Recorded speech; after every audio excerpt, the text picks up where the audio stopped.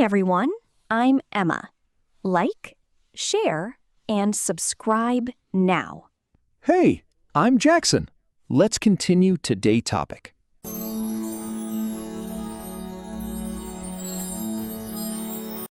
Have you ever said something in English, completely politely by your standards, and the other person looked slightly taken aback? Maybe they got a little quiet, maybe the energy in the room shifted, and you thought, what just happened? I was not rude. I was not angry. I was just saying what I thought. Today, we are going to explain exactly why that happens and what you can do about it. Welcome to Simple English Talks. And I have to say, this topic is incredibly personal for me. I am from a culture where being direct is a sign of respect. It means you trust the other person enough to say what you actually think. And when I first started having conversations in English, especially with Americans, I got this reaction constantly. This slight flinch, this pause, and I had no idea what I was doing wrong. And you were not doing anything wrong. That is the important thing. You were communicating the way your culture taught you to communicate. The issue is not your intention, it is the mismatch between your communication style and what English speakers, especially Americans and British people, expect to hear. And once you understand the system, you can choose when to use it without losing who you are. That last part is important. We are not asking you to change your personality or pretend to be someone else. We are giving you a tool, a translation layer between how you think and how English speakers hear you, so that what you mean is actually what they receive. Exactly.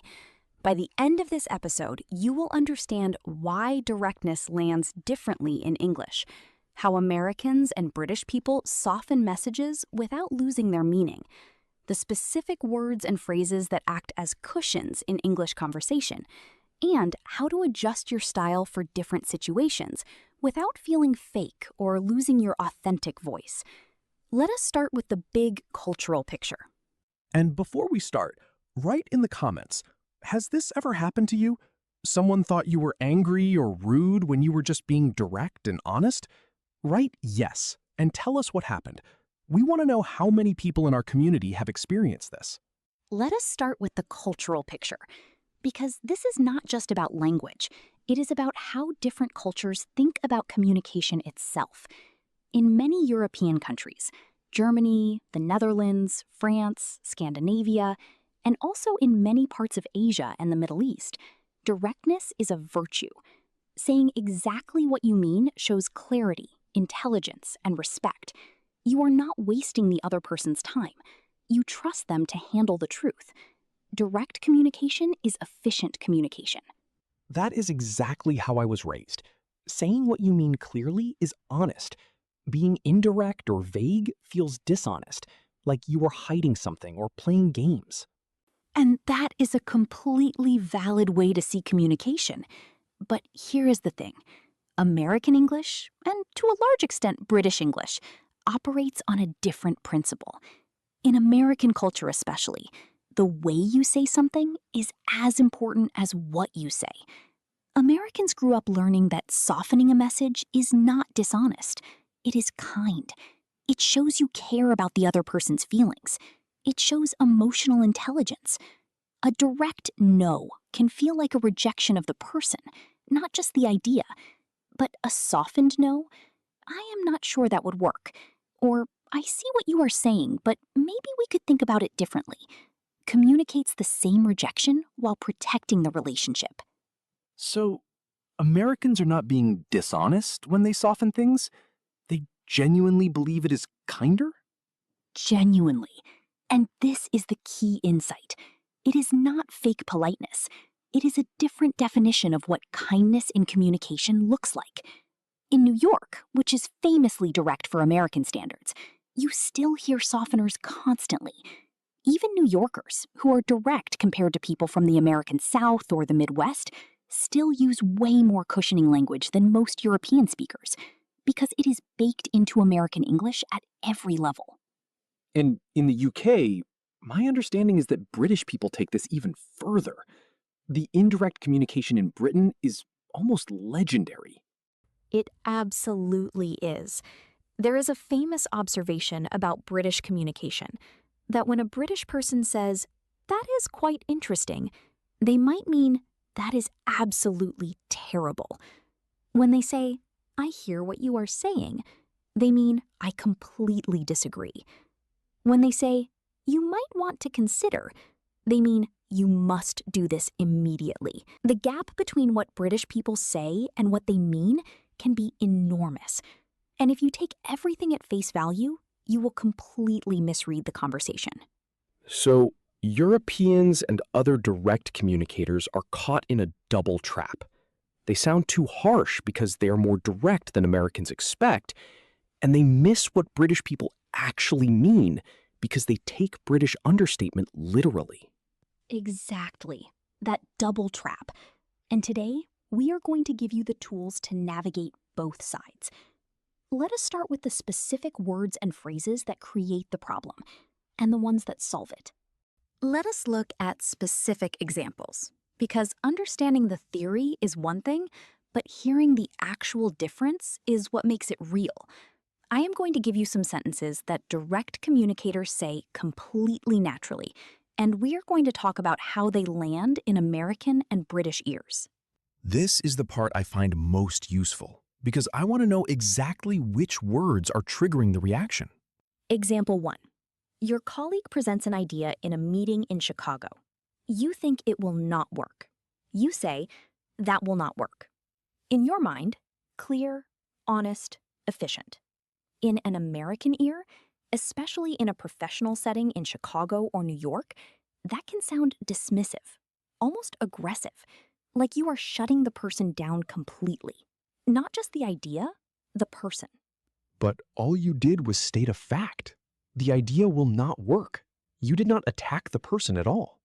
I know, but in American professional culture, ideas and the people who present them are closely connected. Rejecting an idea too bluntly can feel like rejecting the person.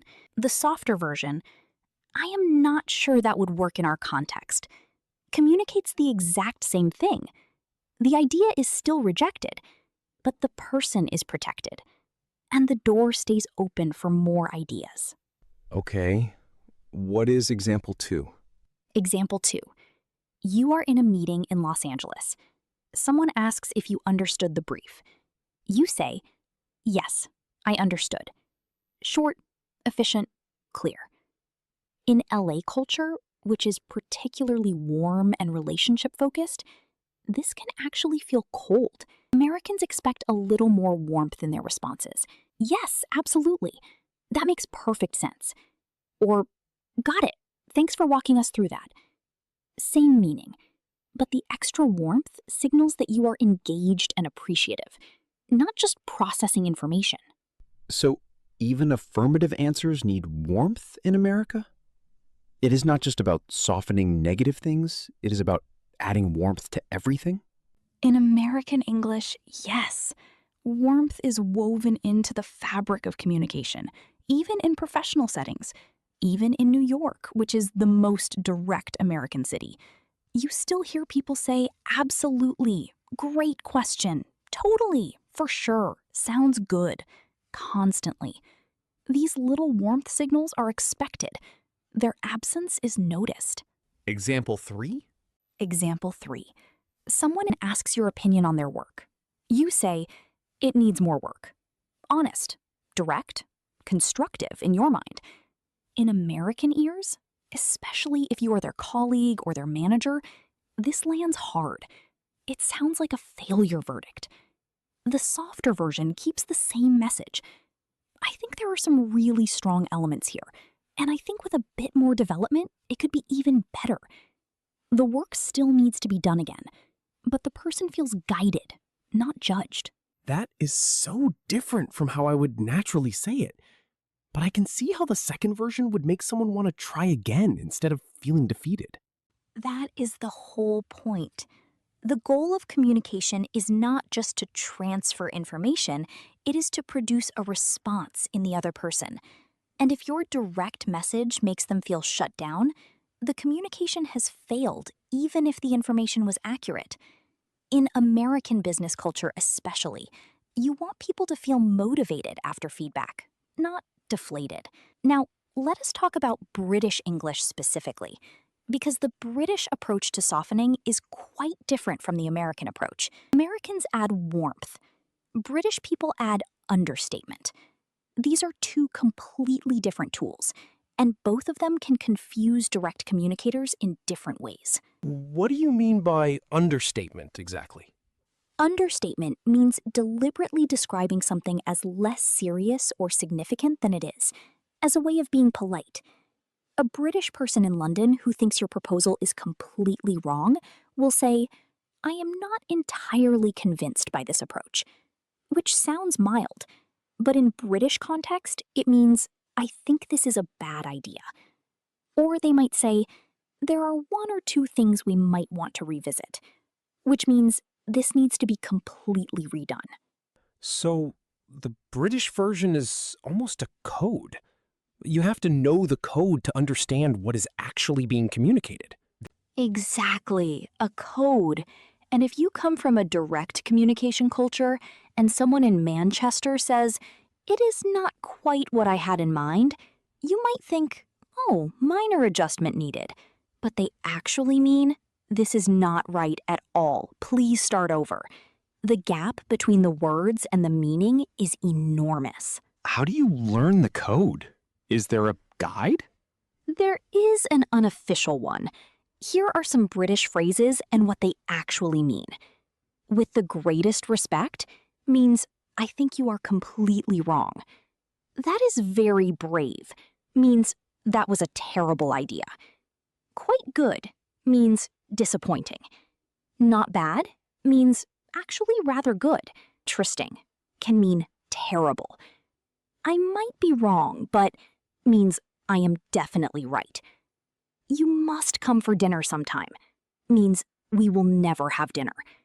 This is not made up. This is genuinely how British communication works. That is both hilarious and terrifying. How does anyone navigate this as a non-native speaker? With time, exposure, and exactly this kind of awareness, once you know the code, you start to hear the real message underneath the polite surface. And once you understand understatement, you can use it yourself, which makes you sound incredibly sophisticated in British professional settings, without changing what you actually mean. Write in the comments. Have you ever taken British understatement literally and completely misunderstood the situation? Tell us your story. We would love to hear it. Now, the practical part. Because we do not want you to just understand the problem, we want to give you specific tools you can start using today. These are what I call softeners. Words and phrases that you add to your natural direct communication style to make it land better in American and British ears, without changing what you actually mean. This is what I have been waiting for. Tool number 1, hedging words. These are words that soften the certainty of your statement. Instead of, "That is wrong," you say, "I am not sure that is quite right." Instead of, "This will not work," you say, "I am not convinced this will work." Instead of, "That is a bad idea," you say, "I have some concerns about this approach." The meaning is identical. The delivery is cushioned. Hedging words include, "I think," "I feel," "I wonder if," "possibly," "It seems to me," "I am not sure," "I have a feeling," "I could be wrong, but." And these do not make you sound weak or uncertain? In direct communication cultures, they might seem weak, but in American and British English, they sound thoughtful, considered, mature, like you have weighed your words before speaking. In a New York boardroom, I think we might want to reconsider this approach. Sounds more authoritative than "this approach is wrong," because it shows you have thought about it. It is not a gut reaction. It is a considered view. Tool number 2, appreciation openers. Before you disagree or criticize, open with a genuine acknowledgement of something positive. I really like the thinking behind this, and I wonder if we could push it further in this direction. Or, this is a strong foundation. I just think we might need to develop this section more. The positive opener is not fake. You find something real to appreciate, and then you add your concern. It changes the entire emotional tone of the feedback. That actually makes sense, even from my perspective. If someone told me something good before telling me something needs work, I would be more open to hearing the criticism. Everyone is human psychology, and it is especially important in American professional culture, in cities like Chicago, San Francisco, or Austin, where collaboration and positive reinforcement are deeply valued. Tool number 3, questions instead of statements. Instead of saying, "You should do it this way," you say, "Have you considered doing it this way?" Instead of, "That is the wrong approach," you say, "What if we approached it differently?" Turning your point into a question does something powerful. It invites the other person into the decision. They feel ownership. They are less defensive, and your point still gets made. That is such a clever shift. The information is the same, but the question format makes them feel like they are discovering the answer themselves rather than being told what to do. Exactly. And in British professional culture, especially in London, Edinburgh, this question approach is extremely valued. It shows intellectual humility. It says, "I have a view, but I am genuinely open to yours," which is seen as a mark of intelligence, not weakness. Let us put all of this together in some real conversation examples. I am going to give you the direct version, the one that might cause the reaction, and then the adjusted version, the one that communicates the same thing but lands better. You tell me which feels more natural to you now that you understand the system. Let us do it. Situation 1. You are in a meeting in New York. A colleague presents a timeline you think is unrealistic. Direct version: this timeline is not realistic. Adjusted version: I love the ambition here. I just want to make sure we are setting ourselves up for success. Do you think the timeline gives us enough room if we hit any unexpected challenges? The adjusted version says exactly the same thing. The timeline is too short, but it frames it as caring about the project's success rather than criticizing the colleague's judgment. Perfectly explained. Situation 2. A friend in London asks what you think of their new apartment. You think it is quite small and overpriced. Direct version: it is very small for the price. Adjusted version: it is a really interesting space. I can see you have made it feel really cozy. London prices are just something else, aren't they? Same honest observation. Tiny and expensive, but wrapped in warmth and a shared complaint about London property prices, which every Londoner will immediately relate to. And by making it about London prices rather than their choice, you protect the friendship completely. Situation 3. You are in Dublin. A colleague asks if you can finish a project by Friday. You genuinely cannot. Direct version: no, I cannot finish by Friday. Adjusted version: I really want to make sure this is done properly. I am slightly worried that Friday might be tight given where we are. Could we look at Monday? Or is there any flexibility on the deadline? You are still saying no, but you are giving a reason, showing commitment to quality, and offering an alternative.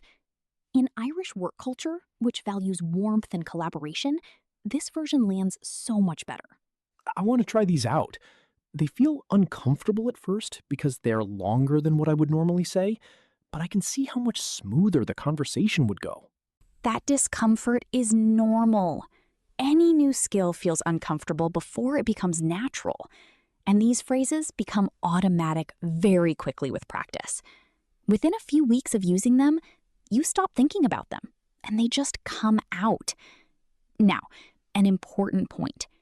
We are not saying you should always soften everything. There are situations where directness is exactly right, even in American and British English. Emergencies. If there is a safety issue or a crisis, direct communication is essential. That wall is unstable. Everyone needs to move now. No softening needed. close friendships. Good friends in both the USA and UK often actually prefer directness once trust is established. Just be honest with me is a thing close friends say to each other, and certain professional contexts. In finance, law, medicine, technical fields, precise, direct language is valued and expected. The issue arises mainly in relationship building, general professional interaction, and social situations. In those contexts, softening serves you. So it is not about always being indirect. It is about reading the situation and having the tool available when you need it. Exactly. Having the tool does not mean always using the tool. It means knowing it exists and choosing when to deploy it. That choice, that awareness, is what makes communication genuinely sophisticated. What an episode! I feel like we have genuinely unpacked something today that affects so many people who are using English in international settings. The frustration of being misread, the confusion of meaning well and being received badly, and the relief of understanding, finally, why it happens. Let us bring together the key points from today. 1. Directness is not rudeness. It is a different communication style. 2. American English adds warmth to soften messages. British English uses understatement. Both are different from most direct communication cultures. 3. The softening toolkit has 3 main tools: hedging words, appreciation openers, and questions instead of statements. 4. British understatement is a code. Not bad means good.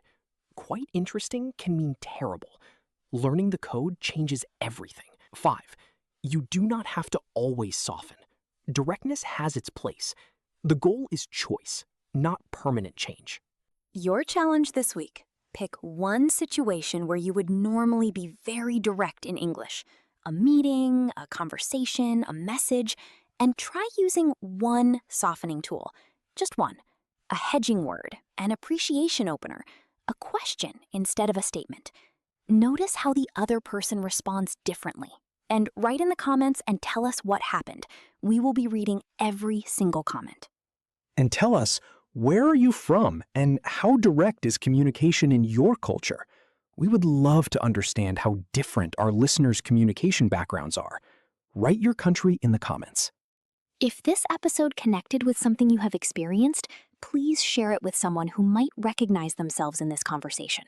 And subscribe to Simple English Talks, new episodes every week. We are so glad you are here. Thank you so much for watching. We see you, we appreciate you, and we will see you next time. This is Simple English Talks with Emma. See you next time.